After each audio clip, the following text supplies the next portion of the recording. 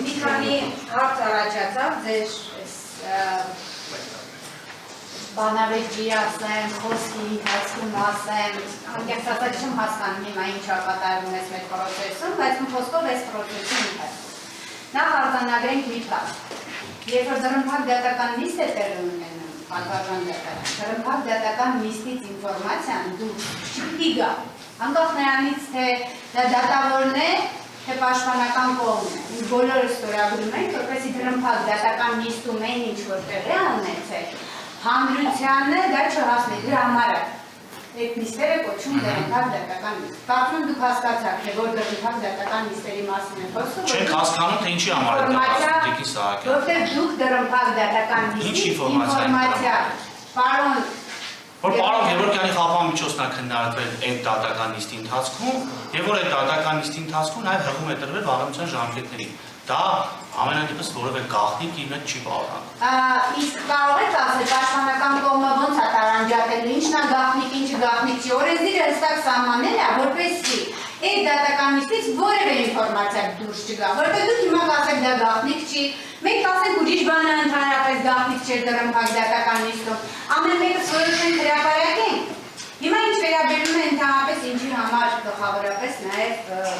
խոսքը սուզում եմ ուղղել դատարանի։ Այս դուք ասացիք, որ ինչ-որ շրջավարական է, եղել ինչ-որ օրենք պետք է լինի, որ ամենայն հավանականությամբ երևի կլինի, չգիտեմ ինչ։ Նման բան չեմ ասել ամենայն հավանականությամբ կլինի։ Ես եմ ասում ամենայն հավանականությամբ կլինի, որովհետև հիմա այս վերջի տարիներին օրենքները գտնում են, միանգամից փոխվում են, ոչ մի բան էլ հաշվի չի առնել։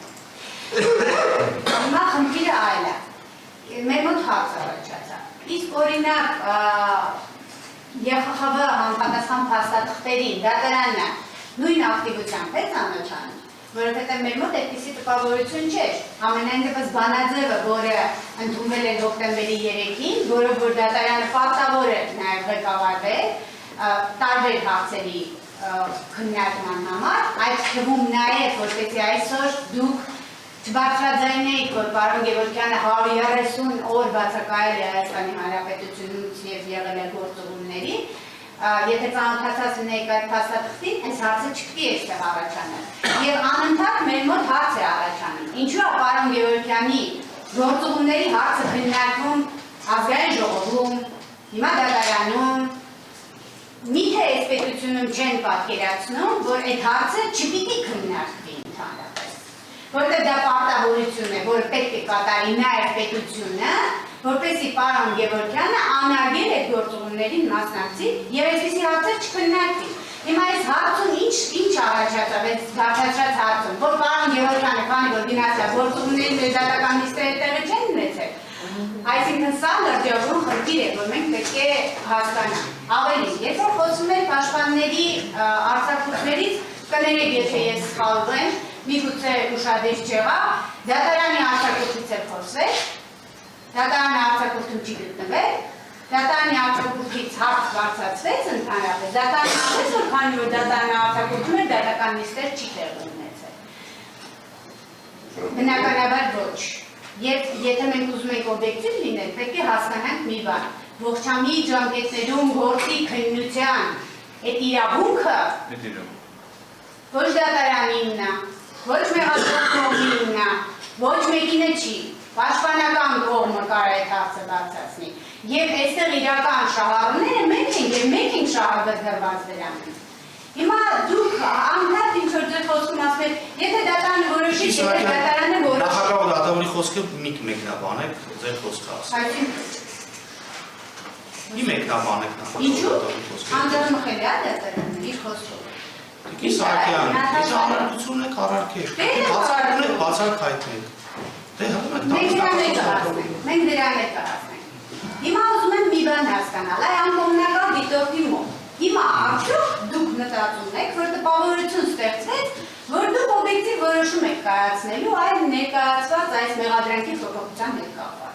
Արդյոք 5 տարեկան երեխան, որ հիմա լսի այս դատական նիստը, չի հասկանա, որ դուք ձեր որոշումը կայացնելու եք, դատական նիստը շարունակվելու է, այս մեղադրանքներն ընդունելու եք։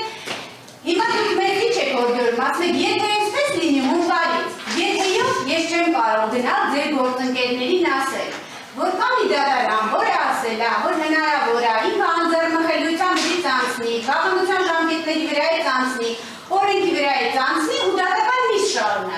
Տիկին Սահակյան, գնացեք հանցանքի մասին հաղորդում ներկայացրեք, օրենքի վրայից հանձնեք։ Պատվական դատարան։ Ուրեմն հաջորդի նմանատիպ եթե արտահայտություններ հնչեցնեք, դատարանը կդիտարկի որպես անհարգալից վերաբերմունք եւ ձեր նկատմամբ դատավարական սանկցիա կկիրառի։ Օրենքի վրայից հանձնի։ Օրենքի վրայից դուք եք բազմիցս հանձնում, նախագահ դատավար բացառապես գործում է օրենքով։ Ուրեմն ձեր խոսք հնչեցնելիս զգուշ եղեք եւ ուշադիր եղեք, չվիրավորեք թե դատարանին որպես ինստիտուտ եւ թե նախագահ դատավորին։ Երբ նմանատիպ խոսքեր հնչեցնեք, դատարանը կընդհատի ձեզ շարունակեք։ Հա։ Ուրեմն ես ասեմ, որ ես իմ խոսքը ձևավորում եմ օրենքով ղեկավարելով, եւ եթե դատարանը չի հարգում անձեռնմխելիությունը իմ վստահորդին,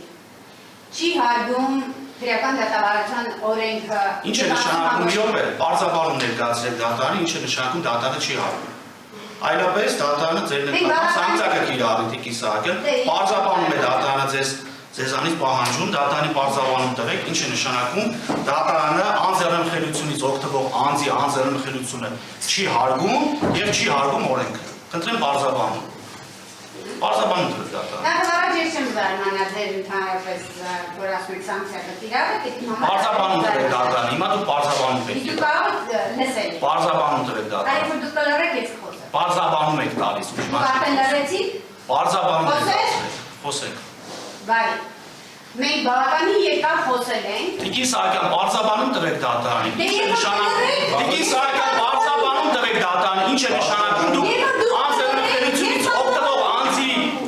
անձեռնմխելիությունը չեք հարգում եւ օրենքը չեք հարգում։ Դատարանի բարձրաբանում տվեք, ինչ է դա նշանակում, խնդրեմ։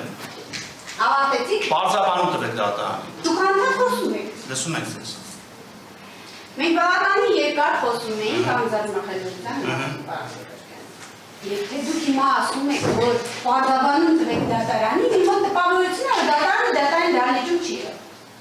Որովհետև մենք դրա մասին խոսում էինք եւ մենք անձեռնմխելիության հարց էինք բարձրացնում։ Մինչեւ հիմա մենք չենք լսել պատասխանը դրա։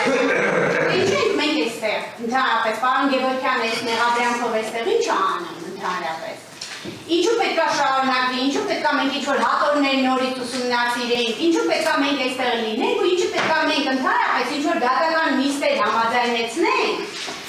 այն էլ ձեր գոլեգաներին անընդհատ ասելով, որ չէ, այսօր էլ մի նշանակեք, մյուսօր մեկն էլ դուք եք իմիջայլից, հա, ձեր վարույթով էլ գործ ունենք մենք մասնակցելու։ Ինչ պետք է անենք, երբ որ կգանք այն նիստերին, որտեղ էլի դուք ասելու եք, որ ժամկետներ ունեք, չէ։ Ասել եք, թե գիտեք ինչ կա, այն դատարանի դահլիճում դուք ասել եք, որ հունվարից նշանակելու եք ամեն օր, շաբաթական մի անգամ, շաբաթական երկու անգամ հասկանալի ժամկետներում, այդպես լինել ուղղակի չի կարող։ Կարծում եմ անձեռնմխելիության մասին պարզաբանեցի, թե ինչի մասին է խոսքը։ Եվ եթե դատարանը պարզաբանում կտա վերջապես երբ պետք է այդ անձեռնմխելիության հարցը քննարկի, երբ պետք է ընդհանրապես վաղեմության ժամկետների հարց քննարկեր, արդյոք չպիտի քննարկել նոր իր որոշումները կայացնել, հետո նոր կհասկանանք, թե ողջամիտ ժամկետը խախտումը ով է թույլ տալիս ընդհանրապես։ Եվ երբ որ մենք խոսում ենք ողջամիտ ժամկետներում գործի քննության մասին, մենք պետք է խոսենք ողջամիտ գործի, ողջամիտ ժամկետներում գործի քննության մասին։ Երբ որ գործը ինքը ողջամիտ չի,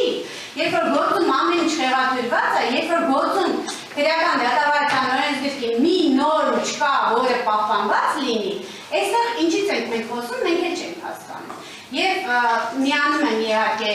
այն մտքին, որ ավելի լավ է մենք ամսական մեկ անգամ աշխատենք, բայց երկար ժամանակ աշխատենք, քան թե գանք 15 րոպե կամ մի ժամ աշխատենք ու շաբաթական 2-3 օր աշխատենք։ Այդպես ուղղակի հնարավոր չի, որովհետև եթե այդպիսի գրաֆիկ սահմանվի, բնականաբար մենք ծանրաբեռնված ենք լինելու եւ չենք կարողանալու ամբողջ օրը աշխատել։ Այս է խնդիրը, որ բարձրաձայնում ենք։